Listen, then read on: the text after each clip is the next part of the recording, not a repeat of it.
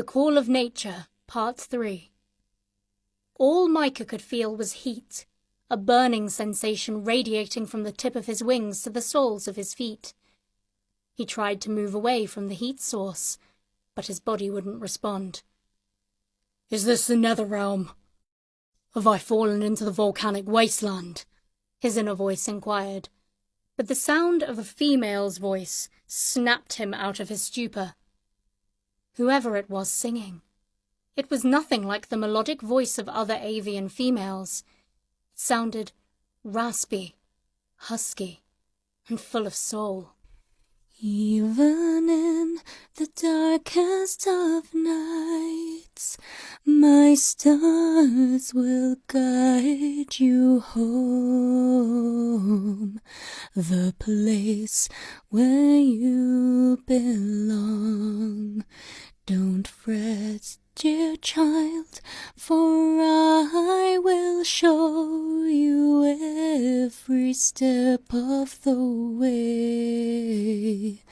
Just look to the sky, and my stars will guide you home.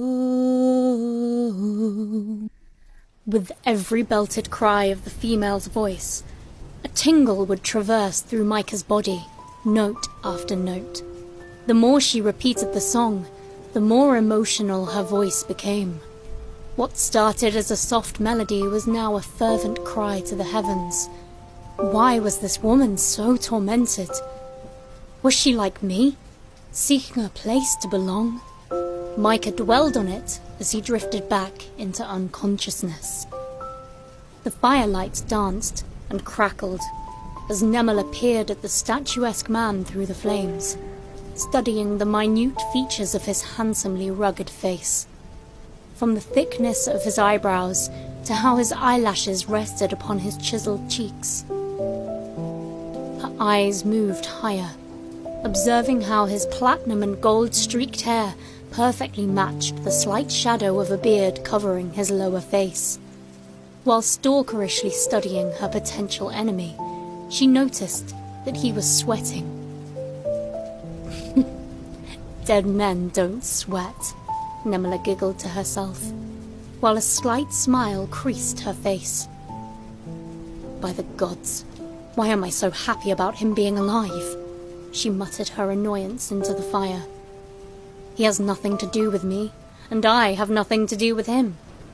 She then slapped the dirt off her hand and pulled her legs to her chest throughout the night. Her animal friends had abandoned her, probably because of the strange winged men that lay unconscious nearby. Or because of their sleep being disturbed by Nemela, traipsing to and from the creek several times, wetting large pothos leaves to place upon the dead man's feverish head. In the wee hours of the night, she was awakened by his cries of pain. His beautiful tanned face had turned ghastly pale, except for the crimson-tinted patches of skin near his temples. After slapping another leaf on his forehead, Nemela squatted down next to him. Her fingers gently traced over a peculiar scar near his ear before poking him in his cheek. "Saving you is more than I bargained for." "But I am forever grateful," Micah coughed.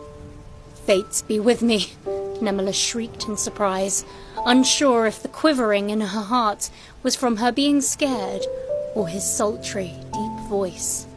Micah winced and stretched one of his sore arms out in supplication. "Don't be afraid. I won't hurt you."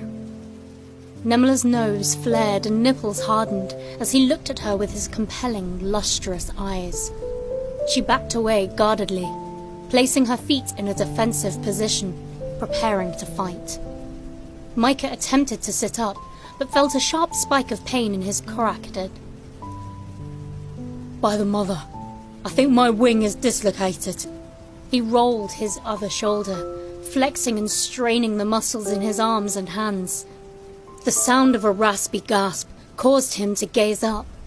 The woman standing before him was more beautiful than he had ever imagined. Her skin, by the fates, looked as if the gods moulded her from the richest of soils and sands. Her round face was plump and youthful, but those eyes held the look of a time-worn sorrow. Nemilla flipped her long brass-coloured hair, balled up in her fist, then centred her stance. His eyes lowered to her beautiful dark brown legs, as thick as Xana trees. A coquettish smile crept upon Micah's face as he noticed that her feet were perfectly poised to parry and invade if he indeed wanted to attack her. To convey his genuinity, Micah lowered his head and